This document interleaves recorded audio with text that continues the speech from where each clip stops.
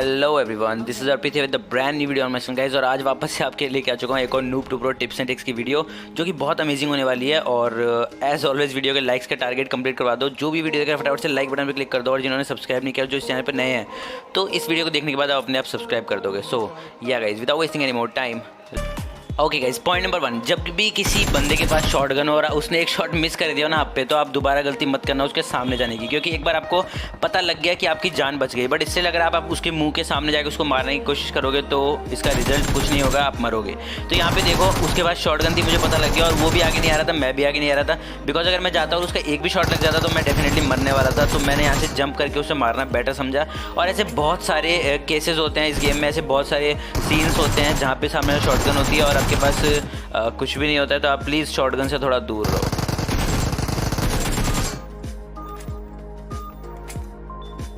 Point number 2, मैंने अपनी एक वीडियो में बताया था कि अगर थोड़ा सा डिस्टेंस हो तो आपको क्या करना चाहिए, अपनी एयर में एक क्विक स्कोप करना चाहिए और उसके बाद हिप फायर से मारना चाहिए। इससे क्या होगा, बंदे पे सारी की सारी बुलेट्स अपने आप कनेक्ट हो जाती हैं। तो अपने आप नहीं होती, थोड़ा बहुत एम भी अच्छा होना चाहिए। और आप देखो यहाँ पे स्लो मोशन में अच्छे से, मैं आपको एक बार और रिपीट करके दिखाता हूँ क्लिप। मैंने पहले स्कोप इन किया, उसके बाद मैंने हिप फायर मारा और देखो पूरी गोलियाँ कनेक्ट हुई है उस बंदे पर, वो बंदा बहुत जल्दी टेक डाउन हो गया। तो यहाँ पे आप देखो, जैसे ही मेरे सामने बंदा है, मैंने यहाँ पे एक स्कोप इन किया, ठीक है, उस पर 2-4 बुलेट्स कनेक्ट करने की कोशिश की। अब देखना अच्छे से कि जब मैं स्कोप आउट कर लूँगा तब भी मेरी एकेएम की बुलेट्स उसी पे कनेक्ट हो रही है। ये देखो आप आराम से, और मेरा क्रॉसहेयर भी अच्छी जगह पे है। हालांकि क्रॉसहेयर हिल रहा है, मैं भी जिगलिंग कर रहा हूँ। एकेएम का बुलेट स्प्रेड भी काफ़ी होता है, फिर भी वो बुलेट्स उस पर कनेक्ट हो रही हैं बिकॉज ऑफ एम असिस्ट, और मैंने वो जो क्विक स्कोप किया उसकी वजह से। तो इसके लिए पूरी वीडियो देखनी है तो आप जाके देख सकते हो। किल एनिमी इन 1.2 सेकंड ऐसे करके, मैंने 0.5 सेकंड ये वाला टाइटल है उसका, तो आप जाके चैनल पे देख सकते हो, पूरी डिटेल आपको पता लग जाएगी। पॉइंट नंबर 3 गाइज, मैं आपको बता दूं कि अगर आपके पास स्कारल है, ठीक है, तो उस पर कोई भी स्कोप मत लगाओ और एम असिस्ट ऑन रखो, ठीक है। स्कारल की आयरन साइड से अगर आप किसी बंदे पे फायर करते हो तो गोलियां ऐसे चिपकती है जैसे, मतलब सोच भी नहीं सकते आप। तो यहाँ पे देखो, मैंने 2 बंदे मार दिए और मुझे खुद को भी पता नहीं लगा। मैं आपको यही चीज़ अगर स्लो मोशन में दिखाऊं तो आपको अच्छे से पता लगेगा कि आयरन साइड कितना वर्क करता है स्कारल का एम असिस्ट पे, और बंदे पे पूरी गोलियां चिपकती है। Let me show you in slow motion. तो आप यहाँ पे अच्छे से नोटिस करना, मैं यहाँ पे आपको थोड़ा सा जूम करके दिखाता हूँ। यहाँ पे देखो, राइट वाले बंदे को मैंने मारा और ऑटोमेटिकली मेरा एम लेफ्ट वाले पे चला गया। गाइज मेरे को दिख भी नहीं रहे थे दोनों बंदे इस आयरन साइड से, और किसी को भी नहीं दिखते स्कारल के आयरन साइड से, फिर भी मेरा एम ऑटोमेटिकली राइट वाले से लेफ्ट वाले पे चला गया। और यही चीज़ मैं आपको बताना चाहता हूँ कि स्कारल का जब एम चिपकता है ना, तो गाइज कोई भी बंदा नहीं बच पाता है। तो मेक श्योर कि जब आप स्कारल यूज़ करो, अगर क्लोज रेंज में आप फाइट्स ले रहे हो या कैसे भी ले रहे हो, तो उसका आयरन साइड यूज़ करके देखो और थोड़ी सी प्रैक्टिस कर लो आयरन साइड की। ईजिली आप बंदों को टेक डाउन कर पाओगे, और SCAR-L is best in close range. Point number 4, मैंने अपनी वीडियो में एक बार बताया था कि अगर आपके पास सामने कोई पेड़ है और आपको लगता है ना कि वहाँ पे कोई बंदा है, तो पेड़ के लेफ्ट या राइट में आप एक बार फायर करके देखो, डेफिनेटली वो बंदा नॉकआउट हो जाएगा। बिकॉज वो पेड़ के पास ही लेटे हुए होते हैं, और सांपों को मारने का सबसे बेस्ट तरीका यही है। तो ये मैंने बहुत पहले बताया था, एटलीस्ट 3 से 4 महीने हो चुके हैं उस वीडियो को बनाए हुए। तो मैं आपको दोबारा से याद दिलाना चाहता हूँ कि देखो, सामने मुझे लग रहा था कि यार कोई ना कोई बंदा है वहाँ पे, ठीक है। मुझे ऐसा लगा कि यार शायद उसका हेड है, और मैंने देखो उसी जगह पे मारना स्टार्ट किया, और उस बंदे को ईजिली मैंने यहाँ से टेक डाउन कर दिया। बिकॉज मुझे पता था कि ज़्यादातर लोग पेड़ के आसपास ही लेटे हुए होते हैं। तो बस इस पॉइंट में मैं आपसे यही कहना चाहता था कि जब भी आपको लगे ना कि यार वहाँ पे बंदा है, तो एटलीस्ट पेड़ के लेफ्ट या राइट पे एक बार फायर करके देखो। और ये चीज़ मेरे अकॉर्डिंग तो गाइज 90% काम आती है, बिकॉज उसका पैर या फिर उसका हेड या बॉडी कुछ ना कुछ दिख रहा होता है, कुछ ना कुछ ओपन में होता है। पेड़ के पूरा कवर में नहीं रह सकता बंदा, और वो बंदा ईजिली नॉकआउट कर सकते हो आप।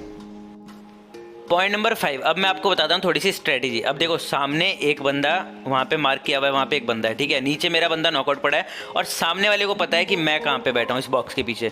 तो अब स्ट्रेटेजी क्या यूज़ करूँगा कि बहुत सारे लोग होते हैं कि जाते हैं सीधा अपने बंदे को बचाने, ठीक है, और उस चक्कर में मारे जाते हैं। तो मैं यहाँ पे कूदा, अब उसको लगेगा कि मैं उसे बचाने जाऊँगा, बट ऐसा कुछ नहीं है। मैं यहाँ पे अपने बंदे को रिवाइव नहीं करूँगा, मैं उसका वेट करूँगा आने का, ठीक है।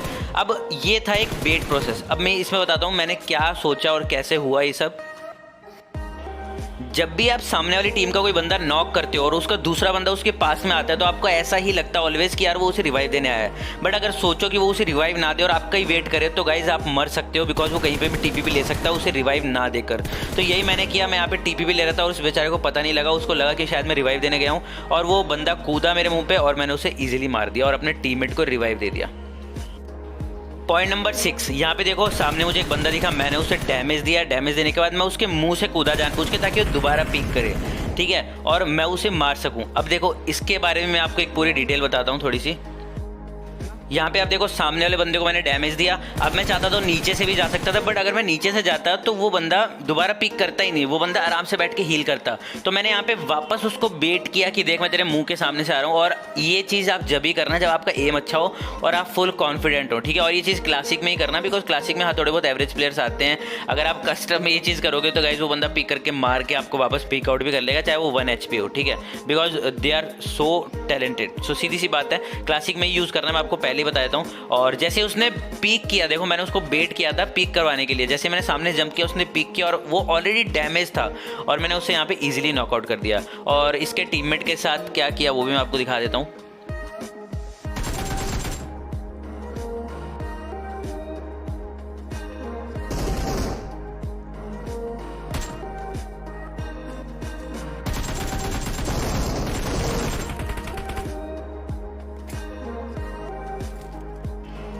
पॉइंट नंबर 7, यहाँ पे वापस से एक ट्रिक आप यूज़ कर सकते हो, ठीक है। वो कैसे करनी है, अब देखो यहाँ पे हम दोनों, मतलब सामने वाला जो एनिमी था और मैं यहाँ पे बैठा था, हम दोनों फाइट कर रहे थे, ठीक है।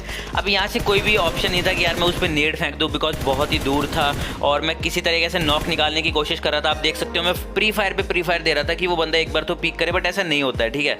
उसके बाद जो मैं यूज़ करता हूँ जो ट्रिक ऑलवेज, वो बताता हूँ आपको। एक टीममेट को मैंने यहीं पर बैठा दिया, ठीक है। मैं डुओ स्क्वाड खेल रहा था। अब जो मेरा टीममेट था वो यहाँ पे बैठा था, मैं जाता हूँ गाड़ी लेके, गाड़ी उनके बगल में लगाता हूँ और वहाँ से एक नॉक निकालता हूँ।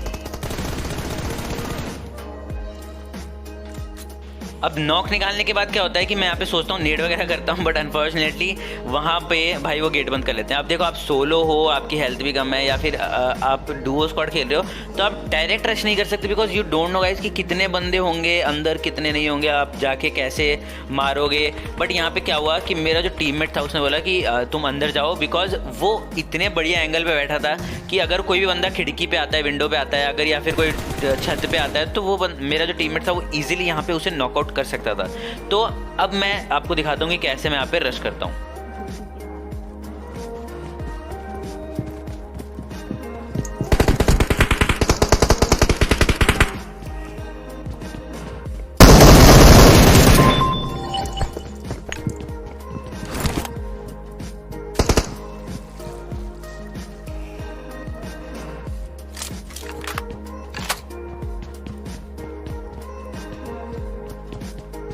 नीचे वाले फ्लोर पे एक, ऊपर छत पे जीने के बाद बैठा था।